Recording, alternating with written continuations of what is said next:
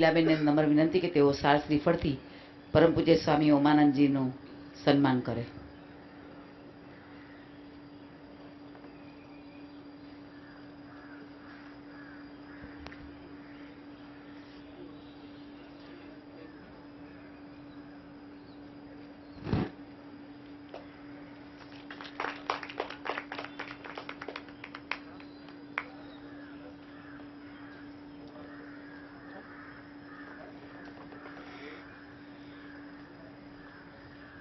પરમ પૂજ્ય સ્વામીને નમ્ર વિનંતી કે તેઓ વેદ યોગ સાધના આ વિષય પર પોતાનું વક્તવ્ય રજૂ કરે. હરિઓમ.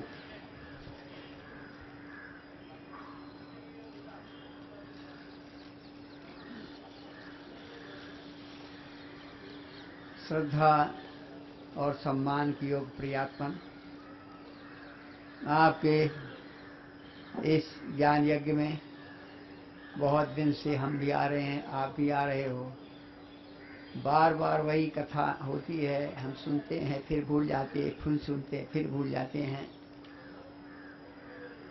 ये लगातार चलता चला जाएगा. समझा गया. और ये ज्ञान यज्ञ एक देवता ने स्टार्ट किया. वो देवता है करम सिंह भाई सोमैया, पूज्य माता साकर बेन, दोनों के देवत्व के प्रसाद रूप में ये चलता चल जा रहा है. बाद में एक महान योगी डॉक्टर शांति सोमैया, हर विषय में जो योग, हर विषय जिनको ज्ञान था,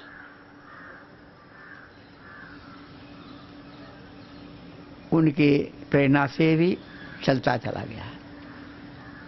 और हम तो इतना अगर कि जब भी मैं सोमैया बगल में रहा, एक दिन भी नहीं रहा होगा जहां शांतिलाल मेरे पास 1 घंटा बैठकर योग साधना ना किया हो. डेली 1 घंटा मेरे पास साधना करते थे डॉक्टर शांतिलाल. इसे मेरे दिल में बैठे हुए जीवन बहुत बहुत याद आती है उनकी. आप उनके पुत्र अच्छे विचार वाला, सधे विचार वाला समीर सोमैया, उन्होंने भी इसे परंपरा चालू रखा. अब इस बार उनके तो बहुत बड़ा परिवर्तन दिख रहा कैंपस में. लीलाबेन तो आप जानते हैं कि हमेशा ही आती हैं, संचालन सब लीलाबेन के हाथ में है, गरीबों की सेवा आदि. ये सोमैया परिवार जो बड़ा उपकार किया है, इसका फल मोक्ष की प्राप्ति है. आप सब श्रवण करते हैं, ज्ञान से मोक्ष होता है. इतने ज्ञान मुक्ति, बिना ज्ञान के मुक्ति नहीं होती, ज्ञान से मुक्ति होगी. अंधेरा है, अंधेरे में रहने पर भय से मुक्ति नहीं हो सकती. जब तक अंधेरा रहेगा भय से मुक्ति नहीं है. अंधेरा हट गया, लाइट आ गई तो भय से मुक्ति हो गई. ऐसे ही अज्ञान है तो बंधन है, भय है, कष्ट है, दुख है. और ज्ञान है, अपने आप सब जीरो हो गया. इसलिए ज्ञान सर्वोपरि है. ज्ञान आधार भी है और ज्ञान विज्ञान उसकी छत भी है. बीच में साधना करनी है.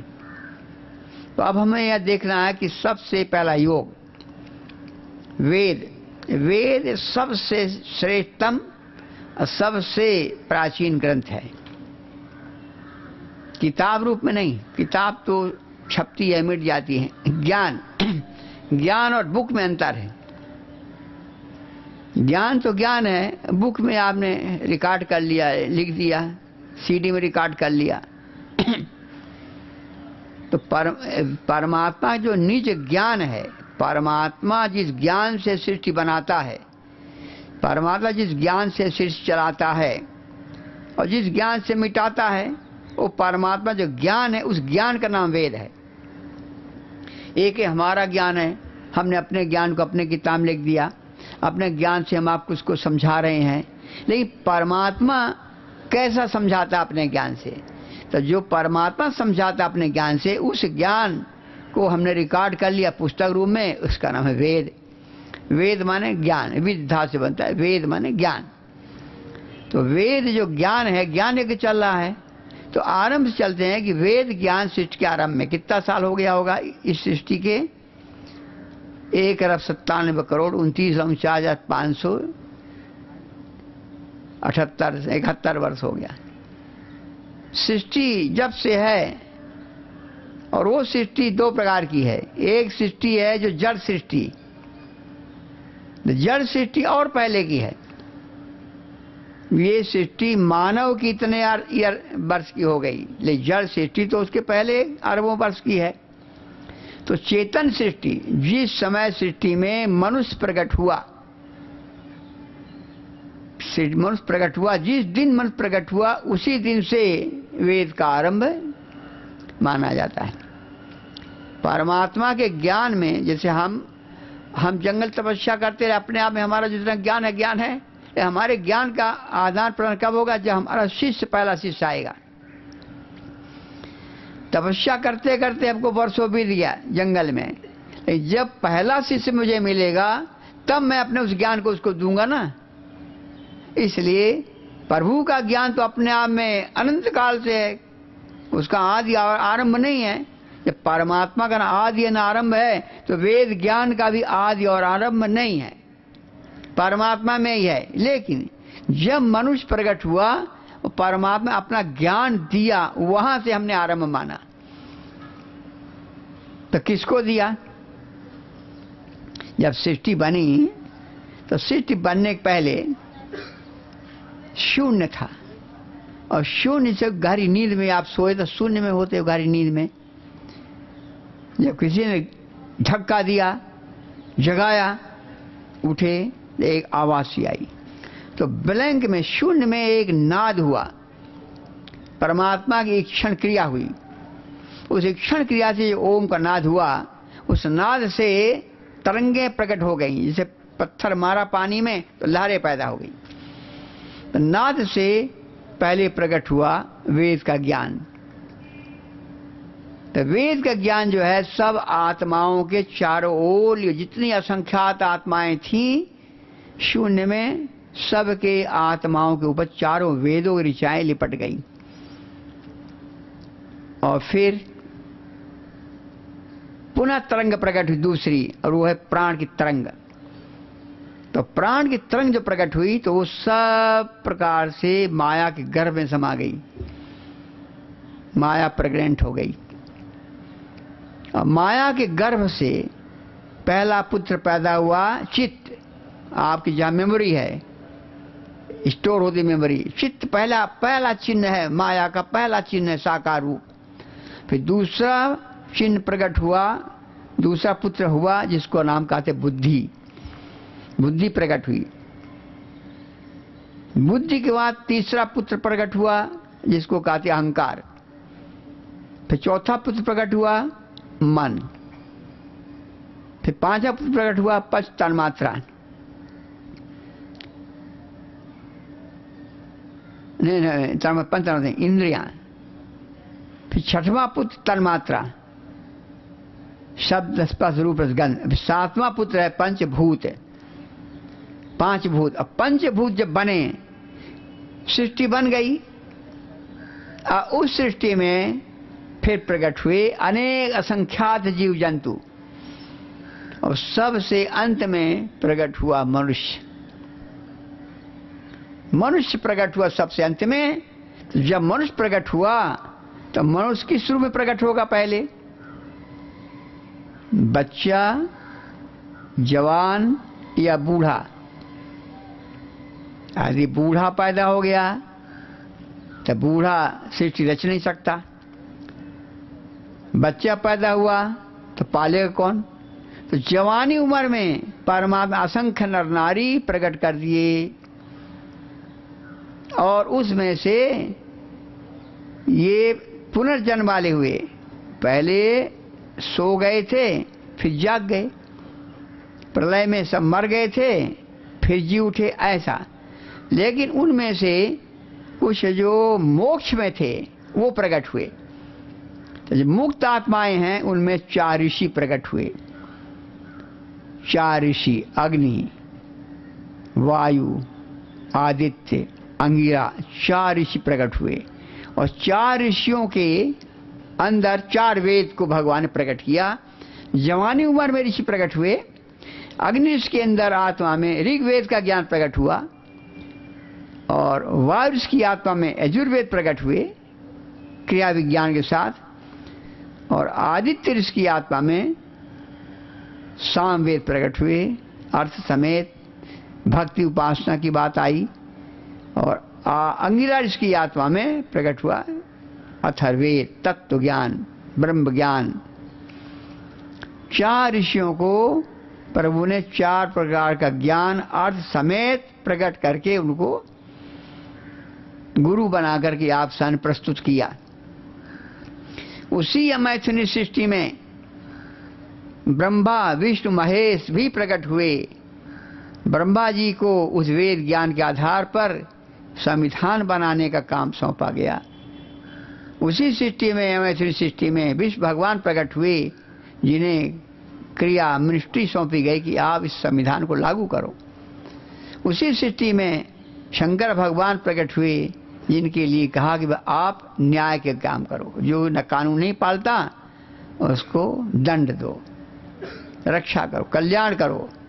और उसी सृष्टि में मैथुनी सृष्टि में सरस्वती माता प्रकट हुई। उसी सृष्टि में सरस्वती माता जो वाणी के रूप में आई, जो आपके ज्ञान के साथ वाणी जुड़ गई, सरस्वती जुड़ गई। ऐसे ही लक्ष्मी माता आई जो कर्म के साथ लक्ष्मी रूप में जुड़ गई। क्यों कर्म करोगे, यज्ञ करोगे तो धन चाहिए, लक्ष्मी चाहिए, तो धन रूपी लक्ष्मी माता प्रकट हुई। ऐसे ही जब आपको संहार करना होगा, न्याय करना होगा, शक्ति चाहिए शिव को, तो शिव के साथ प्रकट हो गई शक्ति।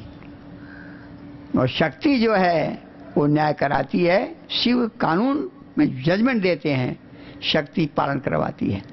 तो लक्ष्मी, सरस्वती, दुर्गा, ये तीनों शक्तियां मैथुनी सृष्टि प्रकट हुई। इनके माता पिता कोई नहीं है, न ब्रह्मा के, न विष्णु के, न शिव के, तीनों के माता पिता नहीं है। न लक्ष्मी के, सरस्वती, दुर्गा, किसी के माता पिता नहीं है। ये स्वयंभू हैं, आदि में प्रकट हुई। परमात्मा परम पिता परम ओम ने प्रकट किया। ओम ही सबसे इन सबसे बड़ा है, और वही ओम परमात्मा जो है वो चारों वेदों का ज्ञान दिया। उसी ने सब कर्म का विधान किया, भक्ति उपासना विधान किया, तत्व ज्ञान भी दिया। और हम अब उसी योग को, वेद में योग है, वहां से आरंभ करते हैं। क्योंकि हर योगी अपना अपना योग बताता है, अपने एक्सपीरियंस को, अपने अनुभव से जो आया वो अपना किताब में लिख देता है। मुंडे मुंडे मतिर भिन्ना, मनुष्य के बताए योग क्रिया में भिन्नता होगी, मनुष्य की बताई भी बात में भिन्नता होगी कि हर खोपड़ी में अलग अलग उपजता चीज है, हर खेत में अलग अलग प्रकार अनाज पैदा होता है। वही बीज है, वही धरती है, लेकिन जमीन की मिट्टी अलग अलग होने से अलग अलग आकार होते हैं। मद्रास में केला होता है नांद्रा फलम, बहुत बड़ा बड़ा होता है। हमारे इंदौर में होता है बस सही में होता है, छोटा साइज में होता है। वही जमीन क्लाइमेट बदल जाता है। ऐसे हर जगह पे, हर एरिया धरती के अंदर जो मनुष्य रहते हैं, उनके कितने असंख्यात खोपड़ियां हैं, हर खोपड़ी में ज्ञान है, और वो ज्ञान प्रकट करता है। तो हर व्यक्ति गुरु बन जाता है, अपनी विद्या प्रचार करता है, किसी भी भाषा में करता है, वो उसकी बात है। अल्प ज्ञानी है आत्मा, अल्प ज्ञानी होने से जो कहेगा अल्प ज्ञान ही होगा। अल्प शक्ति वाला है आत्मा तो अल्प शक्ति की बात करेगा, समझा है। एक जगह रहता है तो सब जगह बात नहीं कर पाएगा, वो जहाँ रहता है वहीं बात करेगा। लेकिन जो सर्वज्ञ है, सर्वशक्तिमान है, सर्वव्यापक है, वो जो कहेगा वो जब पूर्ण होगा। इसे परम ब्रह्म परमेश्वर जो सर्वशक्तिमान है, सर्वज्ञ है, सर्वव्यापक है, सृष्टि जो रचता है, सृष्टि को जो पालता है, सृष्टि को संहार जो करता है, जो सच्चिदानंद स्वरूप परमात्मा, उसका जो वेद ज्ञान है, उस वेद ज्ञान में उसने योग की बात क्या कही, वो क्या बताया, किस प्रकार से तुम्हें दर्शन हो जाएगा आत्मा का, परमात्मा का, किस प्रकार से तुम सब प्रकार स्वस्थ रहोगे, क्या विधि बताई। स्वस्थ रहने क्या विधि बताई वेद में। मन में ज्ञान प्रकट हो, शांति हो, क्या विधि बताई। आत्मा में आनंद हो, प्रभु का दर्शन हो, आज स्वयं का दर्शन हो, हैं? क्या विधि बताई? हमें वेद से चलना होगा। इसलिए प्रभु ने जो आपको दो शक्तियां दी है, दिव्य शक्तियां दी है आपको। एक प्राण दिया है, दूसरा ज्ञान दिया है।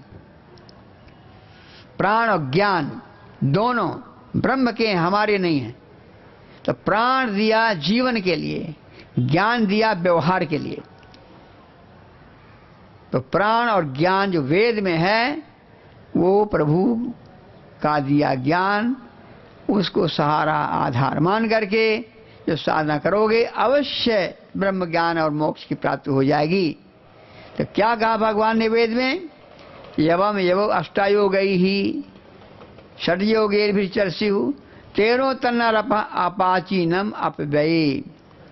अष्टांग योग और 6 अंगों वाला योग के द्वारा जैसे ऋषि महर्षि अग्निवादी तंगिरा आदि मोक्ष को प्राप्त हुए हैं प्रकट होके, उसी साधना के द्वारा तुम भी जीवन में निरोगी बन करके, ज्ञानी बन करके मुक्त हो जाओ। तो कहते हैं यवम यवौ, जो संयोग वियोग करने वाला, शरीर देने वाला, अंतःकरण देने वाला, फिर उसको वियोग कराने वाला तो परमात्मा है। उस परमात्मा को पाने के लिए ऋषि मुनि जैसे पहले सृष्टि आदि से साधना किए हैं, उसी साधना के द्वारा, अष्टांग योग के द्वारा, शंगों के योग के द्वारा तुम भी विपरीत गति दे करके अपने विकारों को दूर हटाओ। 8 अंग वाला योग यम वह व्यवहार दूसरों के साथ हमें व्यवहार में लाने हैं। दूसरा नियम वह व्यवहार जो हमें अपने लिए प्रयोग करने हैं। दूसरों के साथ व्यवहार क्या है? अहिंसा, सत्य, अस्तेय, ब्रह्मचर्य, अपरिग्रह। अपने लिए शौच, संतोष, तप, स्वाध्याय, ईश्वर प्रणिधान। और तीसरा आसन, चट्टान की तरह बैठना, हिलना नहीं, सार रुक जाएगा, थोथा निकल जाएगा। जब गिलोय गुड़बेला को कूट करके पानी में डालते हो और 12 घंटे तक पानी पड़ा रहता है वो, तो उसका जो सार है गिलोय सत वो नीचे बैठ जाता है बर्तन में। पानी को बहा दिया जाता है और सत को सुखा दिया जाता है, बढ़िया दवा बन जाती है। ऐसे ही अचल होकर जब बैठोगे तो दिव्य ज्ञान हो जाएगा, जैसे अहिल्या को हुआ। अहिल्या अचल हो गई, पत्थरवत, समझे? पत्थर हो जा, अचल हो, आसन सिद्ध है। मंत्र क्या कहता है वेद? हे मानो आतिष्ठ आसनावत्य किरणंत विश्व देव आष्टे सरदा सतम। आओ अचल हो करके अचल आसन पर बैठ जाओ, जिससे आपकी आयु 100 वर्ष की हो जाए। अहिल्या ने यही किया। और दूसरा क्या हुआ? ये आपका मन बहुत भागता है, मन को रोक करके एक पॉइंट पे ले आना है। मन के अंदर विकार है, उसको स्थिर करना है। समझ आ गया? इसलिए कहा हजारों भगवाला हो जा, हजारों ऐश्वर्य, भगवान ऐश्वर्य, हजारों ऐश्वर्य परमात्मा में है। जो मन परमात्मा निरंतर चिंतन करता है वो योगी हो जाता है। तन्मे मना शिव संकल्पमस्तु, यजुर्वेद के 34वें अध्याय में 1 से 6 मंत्र हैं, उन सब में तन्मे मना शिव संकल्पमस्तु शब्द आया है, मन को एकाग्र करने के लिए। तीसरा साधना क्या है? मृगचर मार दिया, समझे? अर्थात चित्त की वृत्ति का निरोध। मृगचर मारना चित्त वृत्ति का निरोध। तो चित्त वृत्ति का निरोध यानी चित्त में वृत्ति उसको शांत करना। 3 साधना अहिल्या ने किया। सही अचल कर लिया, मन को प्रभु से जोड़ दिया, हजारों ऐश्वर्य वाले परमात्मा से, और दीर्घ काल से करते करते चित्त वृत्ति जैसे निरोध हो गया, वैसे अहिल्या को भगवान श्री राम का, विष्णु भगवान का चरण कमल स्पर्श हो गया आत्मा रूप अहिल्या को, और अहिल्या का उद्धार हो गया। अहिल्या आत्मा है, मन इंद्र है, चित्त चंद्रमा है, साधना करना आपको है। तो कहते हैं कि तीसरा खंड है आसन। शरीर जब तक अचल नहीं होगा तब तक कोई तत्व बोध नहीं होगा, और अचल हो गया तो तत्व बोध आरंभ हो जाएगा। क्योंकि शरीर क्रिया जब तक है, क्रिया तब तक ज्ञान नहीं। क्रिया समाप्त हो गई, ज्ञान प्रकट हो गया। तो अचल बैठने से ज्ञान प्रकट, इसलिए अचल बैठना। चौथा प्राणायाम।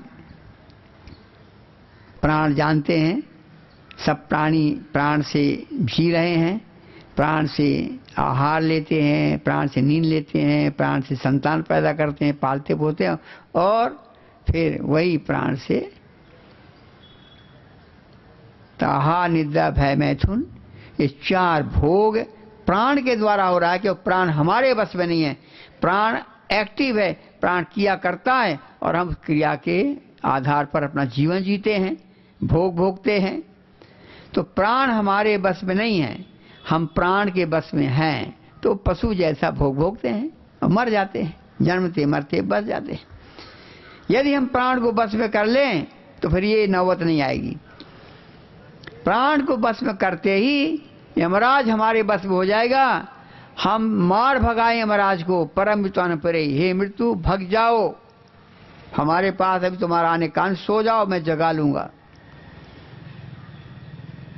तो प्राण को बस में कर ले जो, तो वो निरोगी हो जाएगा, ज्ञानी हो जाएगा, मुक्त हो जाएगा। तो प्राणायाम से उस अपनी ऊर्जा को, शक्ति को, जिससे भोग भोगने में लगा रहे हैं, उसको रोक करके हम योग से लगा देवे। और 5वां है प्रत्याहार। आहार इंद्रियों का 5 विषय है। 5 विषयों को इंद्रियां खाती हैं, अब मोटी होती हैं। ये जंगल में गाय चर के मोटी हो जाती, दूध नहीं देती, लेकिन सींग मारती है। तो हमारी इंद्रियां 5 विषयों का भोग करके और विषय वासनाओं के द्वारा हमें मारती हैं, सींग लात मारती हैं, हमको मार डालती हैं। तो इंद्रियों को वश में करने के लिए प्रत्याहार, ये गाय को वश में करना है तो खुराक बंद कर दो, पकड़ो गाय को, रस्सी से बांध दो, और 2-4 दिन चारा दाना मत दो उसको। गाय कमजोर हो जाएगी, फिर नहीं भागेगी, काबू में रहेगी। इंद्रियां विषयों की ओर जाकर मोटी हो जाती हैं। उनको हम उनका आहार ना देवें, उनका भोग ना देवें, हम इंद्रियों को बस में कर लेवें, निराहार कर देवें।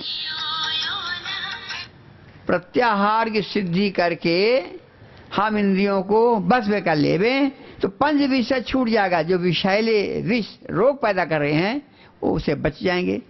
तो इंद्रियों को बस में करने की साधना है प्रत्याहार। उनके आहार जो हैं विपरीत, गुलाब जामुन से यदि रोग है तो गुलाब जामुन नहीं देना है, समझ आ गया। तीखी मिर्ची से रोग है तो मिर्ची नहीं देना, रूप से रोग है तो रूप नहीं देखना, ध्वनि से रोग है तो म्यूजिक नहीं सुनना, स्पर्श से रोग है किसी बदन को छूना नहीं।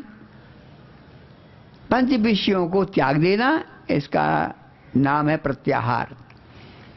अब विषय छूट गए, इंद्रियां अंदर चली गई, तो अब क्या करना? तो 6वीं साधना है कंसंट्रेशन, धारणा। अब उसको हम धारण करें, किसको? परमात्मा को। तो धारणा में अपने मन में हम परमात्मा, तन में मन शिव शंकर मस्तु, मन में परमेश्वर को धारण करना, शिव को धारण करना, विष्णु को धारण करना, ब्रह्मा को धारण करना, ओम को धारण करना, जो जिसका इष्ट है। राम इष्ट राम को, कृष्ण है तो कृष्ण को, जो जिसका इष्ट हो, जिस नाम रूप से भगवान को मानता है, उस नाम रूप से किसी एक में भगवान के रूप में, गुण में मन को लगाना, धारणा है। और मन को एक पॉइंट पर स्थिर करना है। एक पॉइंट क्या है? परमात्मा। परमात्मा एक पॉइंट है, बाकी 2 पॉइंट है, 4 बाई 100 पॉइंट। आत्मा में हजारों आत्माएं हैं, लेकिन परमात्मा तो एक है ना। इस परमात्मा एक तत्वाभ्यास है। परमात्मा एक तत्व है, बाकी सारे तत्व उसके अंदर हैं। ऐसी धारणा कहते हैं परमात्मा में अपने मन को स्थिर करना, या मन में परमात्मा को बैठा लेना। धारणा, ध्यान किया नहीं जाता, ध्यान तो अपने आप हो जाता है। धारणा करते करते ध्यान बन जाता है। ध्यान को परिपक्व करना है, यानी निरंतर निरंतर परमात्मा का चिंतन बना रहे, निरंतर परमात्मा का भाव बना रहे, वो ध्यान है। कामी काम का ध्यान करता है, हमें रोगी दवा का ध्यान करता है। तो एक तत्व का ध्यान बराबर बना रहे, जिसको धारण किया है उसका सतत अवेयरनेस हमेशा बना रहे। परमात्मा को हमने धारण किया तो परमात्मा प्रति अवेयरनेस हमारा जो सचेतता है, चेतना है, निरंतर जुड़े रहे। वे एक मिनट के लिए हटे नहीं परमात्मा से। प्रहलाद का नहीं हटता था, हर समय प्रहलाद भगवान में रहता था, हर परिस्थिति में। दयानंद भी ऐसे भगवान में रहते थे, मीरा भी भगवान में रहती थी, राधा भी भगवान में रहती थी। कोई भक्त हो भगवान में रहता है। तो इसलिए ध्यान, और ध्यान के बाद समाधि। समाधि क्या कहते हैं? जिसमें तत्व का जब दर्शन हो जाता है। धारणा ध्यान के बाद समाधि अपने आप लग जाती है। समाधि साधना सिखाई नहीं जाती, ध्यान ही परिपक्व होकर के समाधि में बदल जाता है।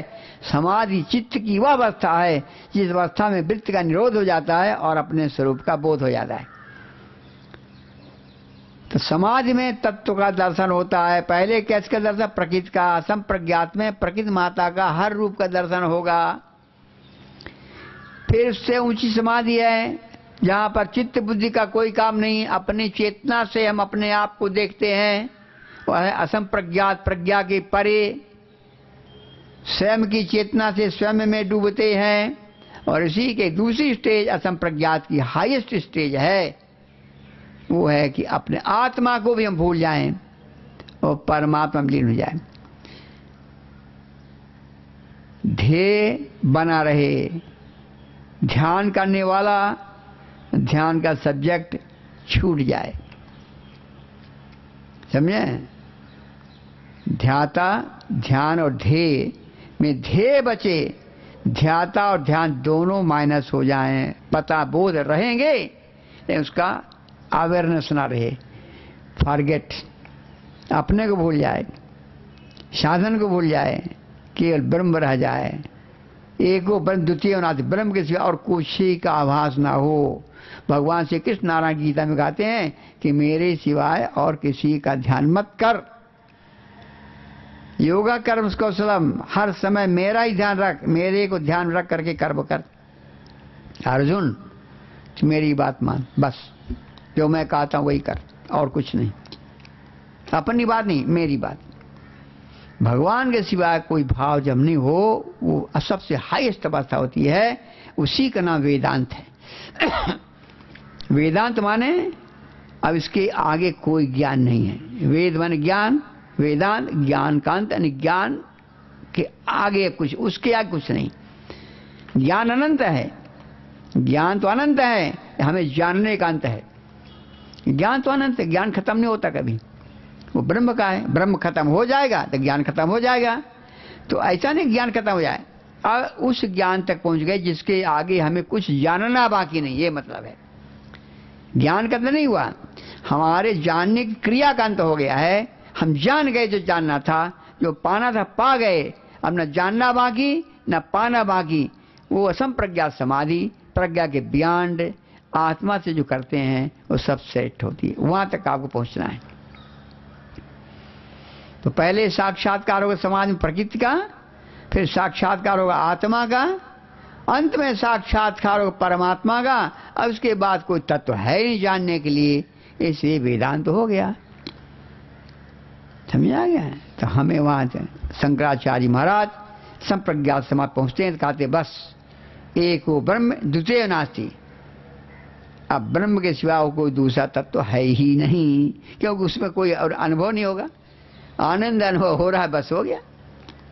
आज शंकराचार्य ने असम प्रज्ञात समाज को वेदांत कहा दिया कि एक वो ब्रह्म द्वितीय नाथी, एक ब्रह्म के सिवाय 2 3 4 5 10 ब्रह्म नहीं है कि संख्या है कि भाई ये हम इस ब्रह्म को मानते, तुम उस ब्रह्म को मानते हो। एक ही ब्रह्म है, दूसरा कुछ है ही नहीं। आत्मा उसी में आ गया, उसी के ब्रह्म के भीतर है, माया भी उसी के भीतर है। तो माया और आत्मा उसी के भीतर है, वो सबके भीतर है। ऐसे सुप्रीम रियलिटी परमात्मा है, उसको जो जान ले मुक्त हो जाए। तो कैसे जानना? साधना है, समझाएंगे। अब साधना के लिए बता दिया अष्टांग योग, और दूसरी साधना बता दिया सट योग, सट कर्म, हठ योग जो सट कर्म लिया, नेति धोती बस्ती बजो नवली त्राट कपाल बात आदि अभी हमारे शिष्य आएंगे तनुभाई कटाऊ 7 तारीख से, वो बताते हैं। लेकिन 6 अंगों वाला योग जो 7 में है वो है सम, दम, उपरति, तितिक्षा, श्रद्धा, समाधान। सम, दम शांति रखना, दम मन का कंट्रोल करना, सम दम उपरति पीछे से अलग हो जाना, तितिक्षा मान सब, श्रद्धा अति श्रद्धा, श्रद्धा मतलब ज्ञानम, और समाधान तत्व को जान लेना। ये 6 कोई भी 2 में से, कोई अष्टांग योग चलता है, कोई 6 अंगों वाला योग चलता है। तो जैसा हो करना है। लेकिन विधि क्या है? विधि भगवान कहते हैं कि जो चीज परमात्मा ने आपको दी है उनको परमात्मा में ही लय करना है। आप समझे साधना की विधि क्या है? कि जो प्रभु ने आपको दिया है उसको उसी में लय करना। तो क्या दिया है? क्या दिया प्रभु ने आपको? आप कहते हो हमको इसने ये दे दिया, हमको उसने ये दे दिया, उसने हमको ये दे दिया। अब परमात्मा ने क्या दिया है? सोचो कि क्या दिया है प्रभु ने हमको जो हम रिटर्न करें प्रभु को।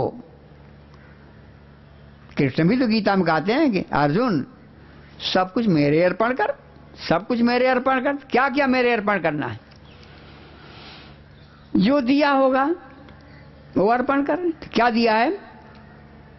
ओ अष्टाविंशान शिवानि सा योगम भजन्तु में योगम प्रपद्ये क्षेमम क्षेमम प्रपद्ये योगम नमो और अताभ्यामस्तु। कहते हैं 28 शक्तियां मैंने तुझे दी है जीवात्मन, 28 दिव्य शक्तियां मैंने तुझे दी है। वो क्या है? 10 प्राण, 10 इंद्रियां, 4 अंतःकरण, मन बुद्धि चित्त अहंकार, और 4 और शरीर, शरीर का बल, विद्या और उससे निर्मित स्वभाव। शरीर, बल, विद्या और स्वभाव, ये 28 हो गए। ये 28 मैंने आपको दिए, वो मुझे लौटा दे। 10 प्राणों को अभी तुम भोग में लगा रहे हो, उन्हें मेरे कार्य में लगा दो। 10 इंद्रियों को भोग कर में लगा रहे हो, उनको मुझे लौटा दो वापस। 4 अंतःकरण को तुम भोग कर्म के लिए प्रयोग कर रहे हो, वो उसे ना करके मेरे अर्पण कर दो। शरीर, बल, विद्या, स्वभाव भोग के लिए प्रयोग कर रहे हो, वो हमें लौटा दो। मतलब इनसे कोई काम तुम नहीं लो। अब जब मुझे रिटर्न कर दोगे तुम और काम कर नहीं सकते संसार के। इसलिए आपको साधना जो करनी है तो पहले 10 प्राणों को ब्रह्मार्पण करना है प्राणायाम की साधना से। 10 इंद्रियों को ब्रह्मार्पण करना है प्रत्याहार से। 4 अंतःकरण को ब्रह्मार्पण करना है धारणा, ध्यान, समाधि से। और फिर अपने आत्मा आदि को असम प्रज्ञात समाधि से ब्रह्मार्पण करना है। तो ये विधि है।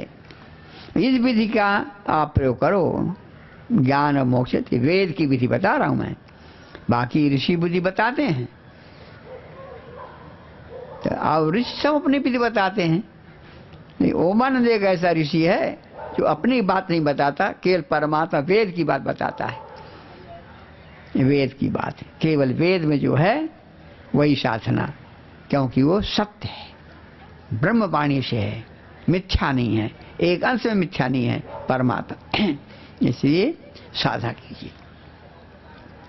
कैसे कैसे मिलाना, ये फिर आगे हम नित्य चर्चा करते रहेंगे। किस प्रकार से हमको साधना है, प्राणों को कैसे साधना, इंद्रियों को कैसे साधना, मन बुद्धि को, नित्य एक एक प्रकरण लेकर के हम आपको, अभी याद तो हमने शक्ति विद्या की प्रकृति से कैसे जगत प्रकट हुआ और उस जगत में 28 शक्तियाँ जो आपको प्राप्त हुई हैं कैसे अर्पण करना, ये हमने आपको शक्ति विद्या, और उस शक्ति विद्या में यज्ञ से प्रकट हुई सब, तो यज्ञ रूप हो जाए, यज्ञ से प्रकट हुए यज्ञ में हो जाए, यज्ञ के अर्पण हो, स्वाहा स्वाहा हो जाए।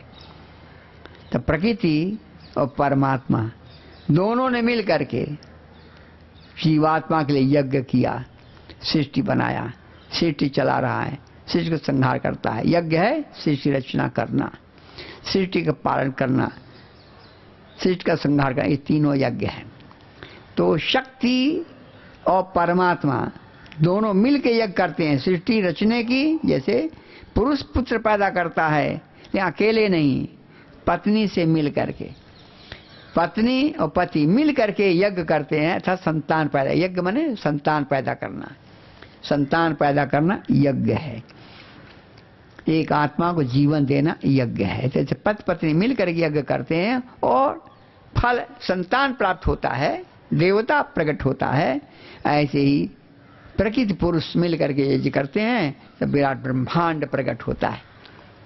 तो मेरे प्यारे, यज्ञ शक्ति विद्या प्रकृति को जान करके कैसे यज्ञ कर रही प्रकृति, सृष्टि के कण कण में, सारा कण कण यज्ञमय है, चित्त यज्ञमय है, बुद्धि यज्ञमय है, अहंकार यज्ञमय है, मन यज्ञमय है, इंद्रिया यज्ञमय, तुम्हारा देह भी तो यज्ञमय है, अणु परमाणु यज्ञमय है, सारा ब्रह्मांड यज्ञमय है। तो शक्ति से आत्मा परमात्मा यज्ञ करते हैं। तो शक्ति साधन है, यज्ञ करता आत्मा भी है, यज्ञ करता परमात्मा भी है। अब यज्ञ कैसे करते हैं स्वरों से, तो उसकी चर्चा बाद में करेंगे। अभी साधना करते हैं। सीधे बैठ जाइए, मधुर ध्वनि में पहले 3 बार ओम का नाद।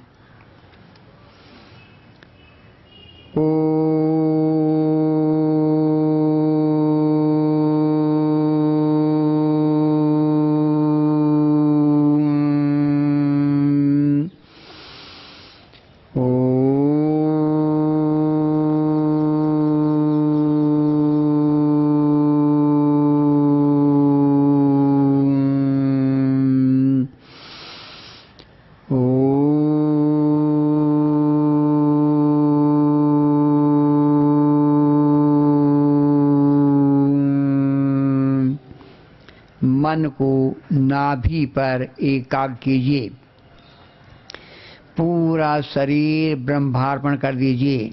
जैसे एक बच्चा माँ के गर्भ में रहकर पूर्ण समर्पित होता है, गर्भ के अंदर ही रहता है, पानी में तैरता है, नाभि से जुड़ा होता है और माता से खुराक खींचता है, नारी के द्वारा, नाभि द्वारा खुराक खींच के 9 मास तक में अपना शरीर का निर्माण कर लेता है। ऐसे आप आदिशक्ति जगदम्बा के गर्भ में हैं और अपने देह का निर्माण कर रहे हैं धातु खींच खींच करके, और वो धातु आप खींच रहे हैं परमात्मा दिव्य प्राण शक्ति से। तो परमात्मा की प्राण शक्ति से माता के शरीर से बच्चा जैसे रस आदि खींच करके शरीर निर्माण करता है, जीवन प्राप्त करता है, ऐसे आप परमात्मा के गर्भ में हैं और परमात्मा गर्भ से प्राण शक्ति खींच खींच करके माता के प्रकृति के गर्भ से तत्वों को जोड़ जोड़ कर देह बना रहे हैं। अनुभव कर जाइए, माँ के गर्भ के अंदर बच्चा कैसे रस खींचता है, कैसे देह से प्राण खींचता है, नाभि द्वारा ही 2 चीज खींच रहा है, रस भी खींच रहा है माता के शरीर से और पिता की दिव्य प्राण शक्ति को भी खींचता है, माता को जो दी हुई है। माता को पिता ने प्राण दिया है और वो प्राण जो पिता वाला प्राण है माँ के अंदर प्रविष्ट हो गया, उस प्राण को पुत्र नाभि द्वारा माता के देह से खींच करके अपना जीवन प्राप्त करता है। आप परम पिता परमात्मा गर्भ में हैं और परमात्मा की प्राण शक्ति जीवनी शक्ति को आप खींच करके प्राणवान हो रहे हैं, निरोगी हो रहे हैं, ब्रह्ममय हो रहे हैं। अनुभव करिए, प्राणवान हो रहे हैं, निरोग हो रहे हैं, ब्रह्म हो रहे हैं। हिलना डुलना बोलना नहीं। मौन रहने से ब्रह्म ज्ञान होता है। मौन रहने से विचार शक्ति टॉप पे आ जाती है, फिर विचार भी समाप्त हो जाते हैं, दिव्य ज्ञान हो जाता है। अचल हो करके बिल्कुल हिलना नहीं। प्राण शक्ति नाभि से पूरे देह के अंदर प्रवेश कर रही है। सिर से पैर तक प्राण ही प्राण है। बालों के अंदर प्राण है, नाखून तक में प्राण है, तभी तो बढ़ता है नाखून और बाल बढ़ते हैं। तो नाखून और बाल से लेकर के पूरे अंतःकरण तक सब जगह प्राण शक्ति चार्ज हो रही है। शरीर प्राणवान हो रहा है, शरीर निरोग हो रहा है, शरीर ब्रह्ममय हो रहा है।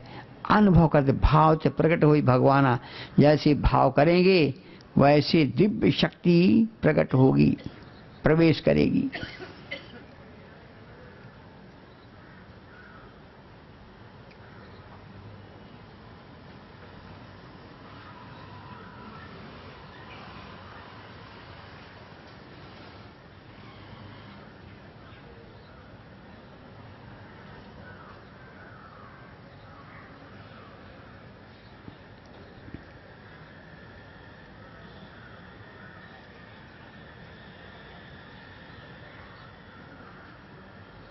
इस साधना से नाभि चक्रे काव्य ज्ञानम, नाभि पे ध्यान किया, ऐसे आपके शरीर की अनाटमी और फिजियोलॉजी का बोध हो जाएगा। अंदर शरीर दिखे, जैसे एक्सरे मशीन में दिखता है ना, ऐसा देह अंदर दिखाई देने लग जाएगा। क्या क्या बनावट है, कौन सा अंग कैसे काम कर रहे हैं, कहाँ पर कितनी ऊर्जा छिपी हुई है, सब अंदर से मालूम हो जाएगा। सारी क्रिया का भी बोध हो जाएगा, सही रचना और उसके क्रियाओं का बोध हो जाएगा। इस साधना से नाभि पे ध्यान किया तो ये सब कुछ अंदर से ज्ञान प्रकट हो जाएगा। शरीर के विषय में जानना बाकी नहीं रह जाएगा, शरीर क्रियाओं के विषय में कोई जानना बाकी नहीं रह जाएगा, सब कुछ जान जाओगे। शरीर कैसा बना है, कैसे हर अंग काम कर रहे हैं, आपको इसी से बोध हो जाएगा। और फिर आप उस साधना से जब बोध हो गया तो कहाँ पर रोग है उसको माइंड के पावर से मिटा सकते हो। मेंटल पावर से रोग को माइंड के तरंगों से मिटा सकते हो। माइंड का पावर बहुत है, किसी भी रोग को मिटा सकता है। और ऐसा निगेटिव विचार आ जाए तो माइंड इतना पावर कि आपको बीमारी पैदा कर देगा। निगेटिव विचार में बीमारी पैदा करता है और पॉजिटिव विचार बीमारी मिटा देता है। तो पॉजिटिव में सोचना कि हमको शक्ति प्रकट हो रही है, सब प्राप्त हो रहा है, ऐसा सोचना सर। ये हुआ ध्यान। अब हम करेंगे प्राणायाम, कि श्वास को कैसे कंट्रोल करना। अभी सांसों के बस में हम हैं, हम सांस को बस में कैसे करें। तो भगवान विधि बताते हैं, भगवान विधि बताते हैं वेद में कि कैसे सांस, कैसे कंट्रोल। शीरा जिंदन कविता धीरज समया, शीरा जिंद कभी अभी तक धीर पृथक पृथक कहते हैं। योगी कवे मैंने ज्ञानी योगी, योग क्या करता है, शीरा युंजंती, नाड़ियों को मिलाता है। शीरा माने नाड़ियां, ईड़ा नाड़ी पिंगला नाड़ी, ईड़ा बायां पिंगला दायां। तो ईड़ा नाड़ी लेफ्ट, पिंगला राइट, और तीसरी नाड़ी सुषुम्ना मिडिल की लेन। सड़क 3 लाइन है, एक राइट लेन है, एक लेफ्ट लेन है, एक मिडिल लेन है। तो राइट लेन वाला मिडिल लेन पे जाता है, लेफ्ट वाला भी मिडिल लेन में आता है, और फिर दोनों सेंट्रल लेन में चलते हैं आगे। तो इसलिए लेफ्ट नाड़ी है ऊर्जा को स्टोर करने के लिए, जली धातुओं को पुष्ट करने के लिए लेफ्ट लेन है, लेफ्ट नाड़ी है, ईड़ा है। और उससे स्टोरेज जो शक्ति है उसको क्रिया में लाना है, उसको जला करके ईंधन पेट्रोल जला के एनर्जी पैदा की जाती है, भोजन को पचा करके बल पैदा किया जाता है, ऐसे पिंगला नाड़ी भोजन के लिए है, पिंगला नाड़ी क्रिया के लिए है, बल के लिए है। तो जब साधते हैं प्राण को ईड़ा में तो धातु पुष्ट होती है, जब पिंगला में साधते हैं तो धातु जल करके काम में आती है। बाएं से पानी पीना होता है और बिजनेस करना होता है। पानी पिएंगे धातु बढ़ेगी और बिजनेस करेंगे धन बढ़ेगा, बाएं से, समझे। दाहिने से सांस चलेगी तो भोजन पचेगा, खुराक पचेगी और उससे क्या होगा, बल बढ़ेगा, विजय प्राप्त होगी राइट से, समझे। और आपके लिए दोनों बेकार हैं। आपके लिए जरूरी सुषुम्ना नाड़ी के ब्रह्म ज्ञान करना है, यूनाइट करना आपको परमात्मा से। तो योगी के लिए नाड़ी है सुषुम्ना नाड़ी, दोनों मिल जाती हैं। गंगा जमुना मिली तो सरस्वती बन गई इलाहाबाद से, गंगा जमुना दोनों मिल गई इलाहाबाद में, और इलाहाबाद से सरस्वती बन करके कहाँ तक गई, कलकत्ता तक गई। गंगा जी आई, नर्मदा जी आई, इलाहाबाद के संगम पे मिल गई, दोनों मिल करके अब क्या कहलाई, सरस्वती। और सरस्वती बन करके कहाँ तक गई, इलाहाबाद से लेकर के और गंगा सागर तक सरस्वती बन के जाती हैं, दोनों मिल करके जाती हैं। लेकिन आप तो सरस्वती की खोज राजस्थान में कर रहे हो, यही सबसे बड़ी मूर्खता है। इलाहाबाद के बाद गंगा जमुना मिल करके सरस्वती ही तो बन गई, गंगा सागर तक। सरस्वती देखो, सरस्वती जा रही गंगा सागर तक। तो ऐसे ईड़ा पिंगला मिल करके सुषुम्ना बन करके मस्तिष्क से मूलाधार तक जाती है, मूलाधार से मस्तिष्क तक जाती है।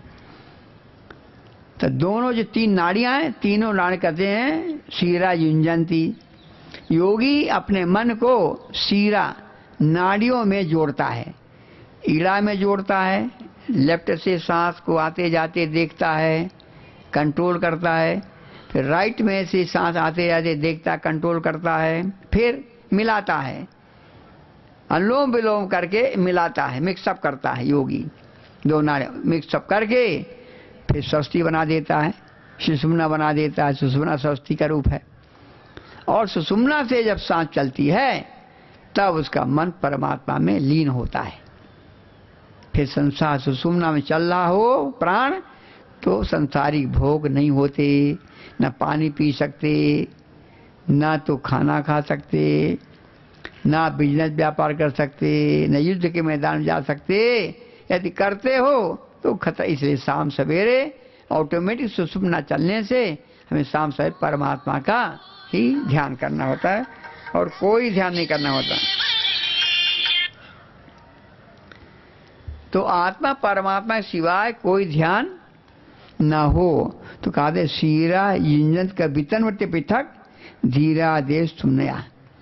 योगी अच्छी तरह से दोनों नारियों मिला देते हैं और फिर युनत से अभिगतम कितनी बपते बीजम।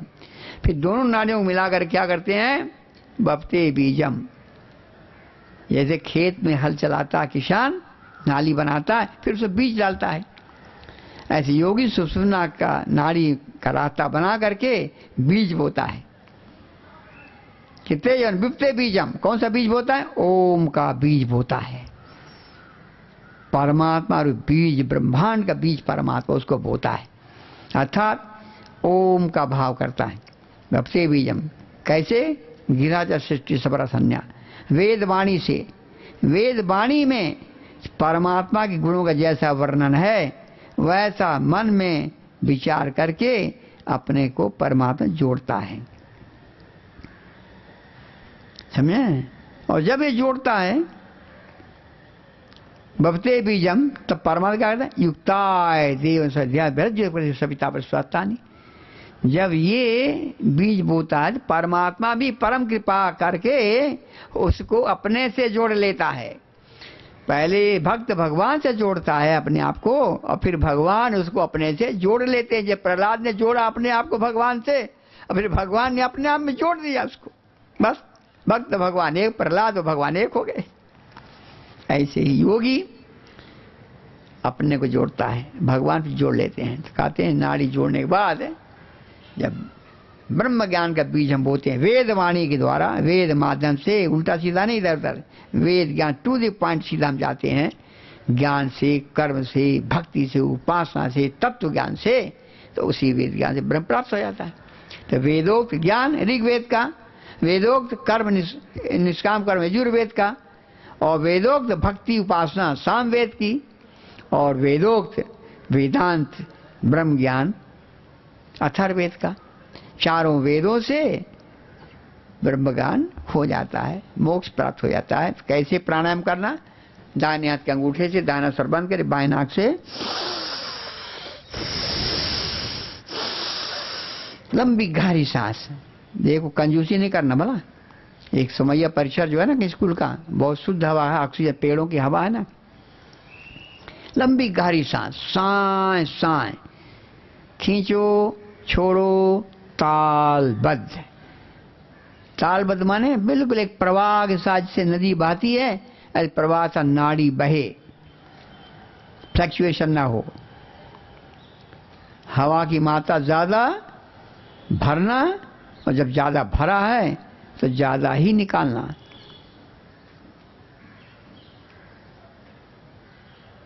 अब बाएं से खींचिए और दाहिने से निकालिए, बाएं से खींचिए, दाएं से निकालिए। अब चक्र बनेगा, चक्र, सर्कल। प्राण की गति सर्कुलर होती है। बाएं से खींचा, दाएं से निकाला, लेफ्ट से खींचा, राइट से निकाला, लेफ्ट से खींचा, राइट से निकाला।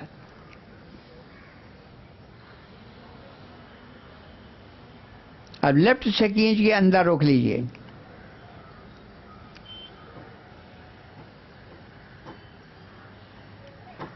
राइट से निकालिए। अब राइट से खींचिए, राइट से निकालिए। अब राइट, पहले लेफ्ट से, पहले हमने इला को साधा, अब पिंगला को साध रहे हैं। राइट से खींचिए, राइट छोड़िए, राइट से खींचिए, राइट छोड़िए। लंबी गहरी सांस प्रश्वास। पूरा हवा खींचना, छोड़ना है।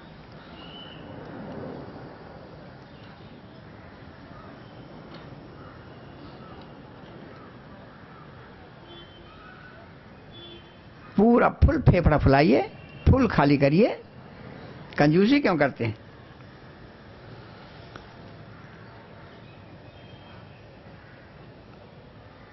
अब राइट से खींचिए, लेफ्ट से निकालिए, राइट से खींचिए, लेफ्ट से निकालिए। खूब भरिए राइट से और लेफ्ट से निकाल दीजिए।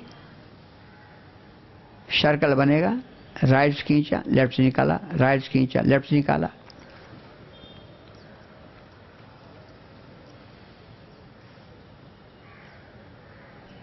अब राइट से खींच के अंदर रोक लीजिए,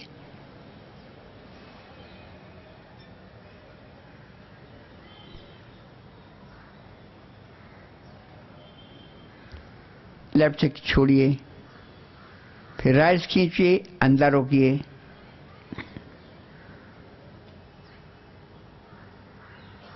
लेफ्ट से निकालिए। अब अल्टरनेट मिक्सअप करते हैं दोनों स्वरों को। लेफ्ट से खींचिए, राइट से निकालिए, राइट से खींचिए, लेफ्ट से निकालिए, लेफ्ट से खींचिए, राइट से निकालिए, राइट से खींचिए, लेफ्ट से। ये करके अनुलोम विलोम करते जाइए। जैसे हमने कहा कि राइट लेन वाला आदमी लेफ्ट लेन पे चला गया, लेफ्ट लेन वाला राइट लेन पे आ गया, तो दोनों बीच के लेन पे आ गए। ऐसे दोनों नाड़े मिल करके सुषुम्ना बन जाएगी।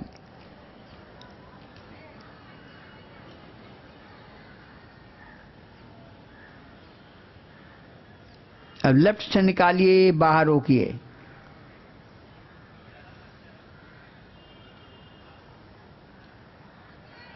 लेफ्ट से खींचिए, अंदर रोकिए,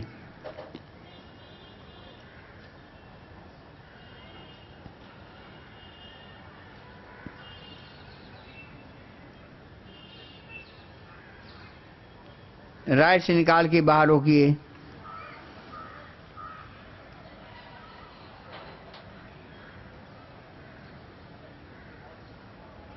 राइट से खींच के अंदर रोकिए,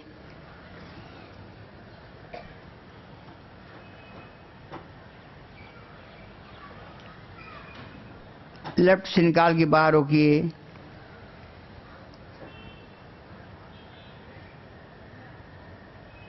लेफ्ट से खींच के अंदर रोकिए,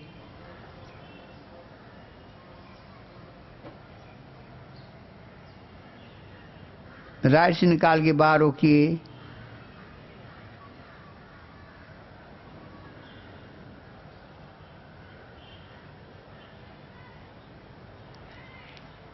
राइट से खींच के अंदर रोकिए। अब दोनों हाथ नीचे रख लीजिए। अब सुषुम्ना के मार्ग से हम चलेंगे, लेकिन उसके पहले पेट की बीमारी मिटाने की क्रिया हम कर लेंगे, भ्रष्टिका प्राणायाम। और श्वास को छोड़ते पेट सिकोड़ना है और श्वास के पेट को फुलाना है। छोड़ते छोड़ते पेट पीछे जाएगा और खींचते खींचते पेट आगे जाएगा। छोड़ते हुए, जैसे छोटा बच्चा 6 महीने का होता है ना, सांस लेता पेट फूलता है, सांस छोड़ता पेट पिचकता है, ऐसा चाइल्ड ब्रेथ। छोड़ते छोड़ते एक क्रिया, एक कपालभाति जैसा है, लेकिन कपालभाति नहीं है, भ्रष्टिका है। लोहार की धौंकनी होती है चमड़े की, खींचता डोरी तो पिचकती है और फिर छोड़ता है तो फिर फूल जाता, हवा सक करता है, धौंकनी लोहार की चमड़े की। ऐसे भ्रष्टिका, पेट से भ्रष्टिका करना है और इसको डबल स्पीड में कर दीजिए, डबल स्पीड। ज्यादा तेज पंखा करने से ज्यादा जल्दी आग जल उठती है, तो ज्यादा तेजी से करने से पाचन क्रिया बढ़ जाती है, वजन घट जाता है।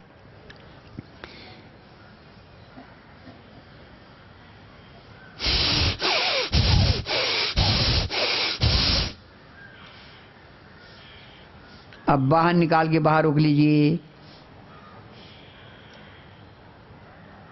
अंदर भर के अंदर रोक लीजिए।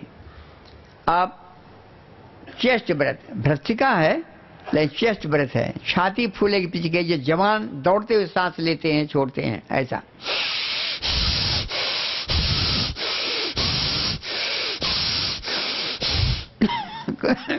करते जाइए। जितना छाती फुलाओगे फेफड़ा उतना फूलेगा, जितना फेफड़ा फूलेगा उतना हवा भरेगा, ब्लड भरेगा, उतना कार्बन डाइऑक्साइड निकलेगी और ऑक्सीजन चार्ज होगी। ज्यादा फुलाने से फेफड़े को हवा ज्यादा भरेगी, ऑक्सीजन ज्यादा चार्ज होगा, सेल डेड नहीं होंगे, जीवनी मिलेगी सब शरीर के सेलों को। जब ज्यादा हवा निकालोगे तो सब कार्बन डाइऑक्साइड निकल जाएगा, हैं, मरे जले सेल भी निकल जाएंगे और शरीर निरोग होता जाएगा। तो बाहर निकालने से रोग मिटता है, अंदर भरने से शक्ति चार्ज होती है। करते जाए लगातार, डबल स्पीड में करिए।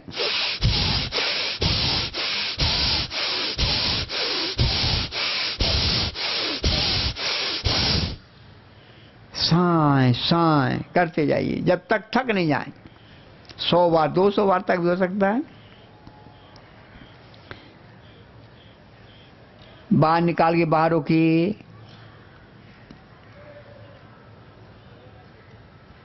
अंदर भर के अंदर रोकिए। ये 5 क्रियाएं फैट को जलाएंगी, पाचन बढ़ाएंगी, रक्त शोधन करेंगी, गर्मी पैदा करेंगी। पानी निकल गया ना, अब पानी फिर चार्ज हो जाए, ब्लड ठंडा हो जाए, कूल हो जाए। अल्सर है, पेप्टिक अल्सर है, मुंह के छाले, गले के छाले, जीभ के छाले, पेट के छाले मिट जाएं, इसके लिए क्या है? शीतली प्राणायाम। जीभ 2 इंच बाहर निकालिए, ट्यूब बनाइए, जीभ से हवा भरिए, नाक से निकालिए। जैसे जीभ से कोका कोला पीते हैं, बहुत गर्म चाय हो तो जीभ से ऐसे सक करके पीते हैं, ऐसा जीभ से सक करिए हवा को, ठंडा पानी आएगा अंदर और नाक से निकालिए मुंह बंद करके। इससे बहुत शांति मिलेगी आपको, चर्म रोग मिटेगा, शीतलता, हार्मोन्स की वृद्धि होगी, कोई सेल डेड नहीं होंगे। ये हुआ नाड़ी शोधन। अब नाड़ी शुद्ध हो गई, अब करते प्राणायाम। पहली क्रिया है बाह्य वृत्ति, बाहर रोकना। सांस निकालिए बाहर, रोक लीजिए, मन को नाक पर रखिए, प्रश्वास हमने किया, अब श्वास नहीं लेंगे, श्वास को माइनस करना है। प्रश्वास किया मैंने, अब रोके रहेंगे देर तक, जब तक नीचे के अंग सिकुड़े नहीं। पहले नीचे अंग सिकुड़ेगा, फिर मिडिल भाग सिकुड़ेंगे, फिर सिर सिकुड़ेगा। जब सब सिकुड़ने लग जाए तब धीरे धीरे अंदर भरिए। अंदर नहीं रोकना, बार बार रोकना। सारे रोग को रिजेक्ट करने के लिए है। कैंसर का सेल भी होगा तो कैंसर गांठें भी पिचक जाएंगी, कैंसर भी मिट जाएगा। ऑक्सीजन कमी से कैंसर होता है, ध्यान रखना। जिनको ऑक्सीजन कम मिलता है, चिंता करते हैं, ज्यादा काम करते हैं, सोते हैं, उनको कैंसर होता है। तो जिनको कैंसर होता है, बाहर निकाल के रोकने से कैंसर मिट जाएगा। आप दूसरी क्रिया है अभ्यांतर वृत्ति। धीरे धीरे भरिए, अंदर रोकिए। अब श्वास हमने किया, प्रश्वास नहीं करेंगे, क्योंकि हम प्रश्वास को विजय करने जा रहे हैं। पहले हमने श्वास निकाल के श्वास पर विजय प्राप्त की, अब हम श्वास भर के और प्रश्वास पर विजय प्राप्त करेंगे। तो श्वास भर लीजिए, रोके रहिए, निकालिए नहीं। इससे दिव्य शक्ति प्रकट होगी, दिव्य शक्ति चार्ज हो जाएगी, शरीर मजबूत हो जाएगा, इंद्रियों का, पांचों इंद्रियों पावर बढ़ जाएगा, कर्मेंद्रियों पावर बढ़ जाएगा, और मन का पावर बढ़ जाएगा, बुद्धि का पावर, चित्त का पावर, सबका पावर बढ़ जाएगा। इसलिए बहुत लाभकारी है अभ्यांतर वृत्ति प्राणायाम। श्वास अंदर रोकना, जीवनी शक्ति का संचार होगा रग रग में, हर अंग पुष्ट होंगे, सेल बनेंगे, टूट फूट नहीं होगी। जैसे घबराहट हुई, धीरे धीरे बाहर निकालना। अब तीसरी क्रिया है, इस श्वास प्रश्वास दोनों को अल्टरनेट हमें बस में करना है, जिससे मृत्यु बस में हो जाए। अभी मृत्यु के बस में हम हैं, अब मृत्यु हमारे बस में होगी। अभी यमराज के बस में हम हैं, अब यमराज को हम बस में कर रखेंगे अपने। जैसा कहेंगे वैसे यमराज को करना पड़ेगा। पहले बाहर रोकना, बाहर रोके रहो जब तक घबराहट ना हो। मन को नासिका के अग्रभाग पर रखना, सुराग पे, हवा अंदर न जाने पाए। देर तक रोकना जब तक घबराहट ना हो, मूल बंध न लगे, पूरा शरीर सिकुड़ जाएगा। जब सिकुड़ने लग जाए उससे बढ़ा करके 5 सेकंड और रोकिए। 5 सेकंड की जबरदस्ती, लेकिन बहुत ज्यादा जबरदस्ती नहीं करना। फिर धीरे धीरे भरिए, अंदर रोक लीजिए। अब मन को फेफड़ों पर रखिए, जैसे बालून हवा भर करके और बांध दिया, एक रबर से रस्सी बांध दिया मुंह, तो फिर अब हवा नहीं निकलेगी बालून की। ऐसे ही श्वास भर के हमने मन का कार्क लगा दिया फेफड़े में, और श्वास रोके रहे अंदर, और ओम ओम जपते रहे देर तक, जब तक चेहरे में तनाव ना पड़े तब तक रोकना। चेहरे में तनाव पड़ने लगा तब धीरे धीरे 5 सेकंड और बढ़ा देना। बहुत जल्दी फिर धीरे धीरे निकाल दो, फिर बाहर रोक लो। बाहर रोको, जितना बाहर रोकोगे उतना ही रोग मुक्त होगे। अब घबराहट हुई, बाहर नहीं रुकती, तो धीरे धीरे अंदर भरिए, अंदर रोक लीजिए। जितना ज्यादा अंदर रोकोगे उतना ही बल चार्ज होगा, बैटरी चार्ज होगी। तो बाहर भीतर रोकने से शरीर कुंदन बन जाएगा। जैसे सोनार सोना तपाता है तो बढ़िया गोल्ड बन जाता है कुंदन। बाहर भीगने से तथा शीते प्रकाश वर्णम धारणा चयुक्ता मनसा। श्वास बाहर भी रोकने से धातु क्षीण हो जाएगी, खराब, शुद्ध हो जाएगा धातु। ये सोना शुद्ध हो गया, ऐसा धातु शरीर के सब शुद्ध पवित्र हो जाएंगी। और धारणा चयुक्ता मनसा, और फिर बढ़िया दिव्य गोल्ड है, अच्छी कीमत पर बिकता है, अच्छा ऑर्नामेंट बनता है। ऐसे ही आपको अज्ञान का पर्दा हट छिन्न भिन्न होकर के ज्ञान की लाइट प्रकट हो जाएगी। ये ज्ञान की लाइट से आपको आत्मा परमात्मा साक्षात्कार होगा। तो बाहर भीतर रोकने से दिव्य ज्ञान। जब ध्रुव ने सांस रोका था बाहर भीतर तो विश्व प्रकट हो गए थे ध्रुव के सामने। जब सांस रोकने से, जब पार्वती ने सांस रोक लिया था ना, बाहर भी सांस रोका पार्वती जी ने, तो शिव प्रकट हो गए थे। बस बस पार्वती अब शिव मिल जाएंगे। सांस रोकने पर पार्वती को शिव मिले, सांस रोकने पर ध्रुव को विष्णु मिले, ऐसे आप जब सांस रोकोगे तो आपको प्रभु प्राप्त हो जाएंगे। इस बार भी सांस रोको। 3 हो गया। चौथी क्रिया है श्वास निकाल के पेट पिचकाओ, पूरा हवा निकाल के पेट अंदर ले जाओ, पूरा अंदर ले जाओ पिचका के, जब तक घबराहट ना हो। जब घबराहट हो तो पेट ढीला, श्वास अंदर। श्वास निकाल के पेट बनाओ गुफा की तरह, पूरा टब की तरह पेट हो जाए। जैसे घबराहट हुई, पेट ढीला, श्वास अंदर। इससे छाती पैर तक की बीमारी कोई भी होगी XYZ मिट जाएगी। अब 5वीं क्रिया, श्वास भरिए, अंदर छाती तान के रीढ़ की हड्डी ऊंचा उठा के सिर झुकाइए, ठोड़ी कंठ से लगाइए, प्रेशर कंठ में दीजिए, वोकल नाड़ी पर। गला ठीक रहेगा, थायराइड पैरासिटोन्सिल ठीक रहेगी, वजन ज्यादा नहीं बढ़ेगा, ना दुबला होगा। इससे पूरा ब्रेन हल्का हो जाएगा, रीजनिंग फैकल्टी रिलैक्स हो जाएगी, विचार शक्ति बहुत उत्तम कोटि हो जाएगी। जब घबराहट शुरू हुई, सिर पहले सीधा, बाद धीरे धीरे प्रश्वास बाहर, 3 बार दोहराई कम से कम।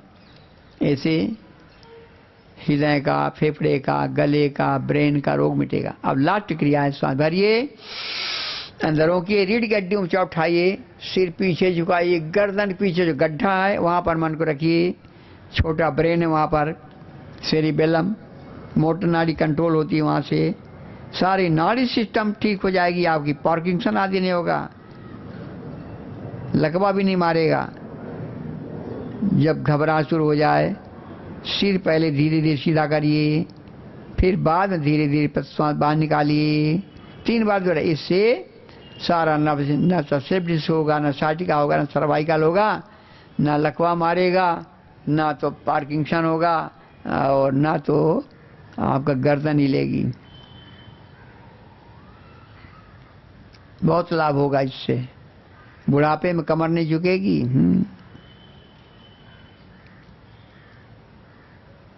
देखो मैं 89 का हो गया, अब 90 शुरू होगा, मेरी कमर नहीं झुकी, अभी सीधा जोंक तो चलता दंदनाता हुआ। ये हुआ प्राणायाम। ये प्राणायाम करने से दिव्य ज्ञान प्रकट हो जाएगा और दिव्य बल भी हो जाएगा। आप 2 मिनट के लिए आप रिलैक्स कर लो बॉडी को, लेट जाओ, ये लेट सकते हैं लेट जाओ, रिलैक्सेशन कर लो। बहुत लाभकारी क्रिया है, इसमें ध्यान भी है, बहुत लाभ होगा। जो करेंगे बहुत लाभ होगा।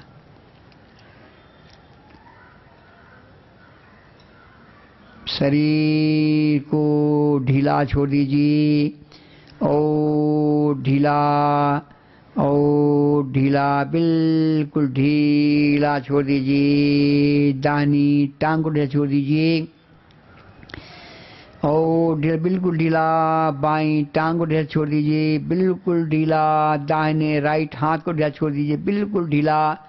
लेफ्ट को ढीला छोड़, बिल्कुल ढीला।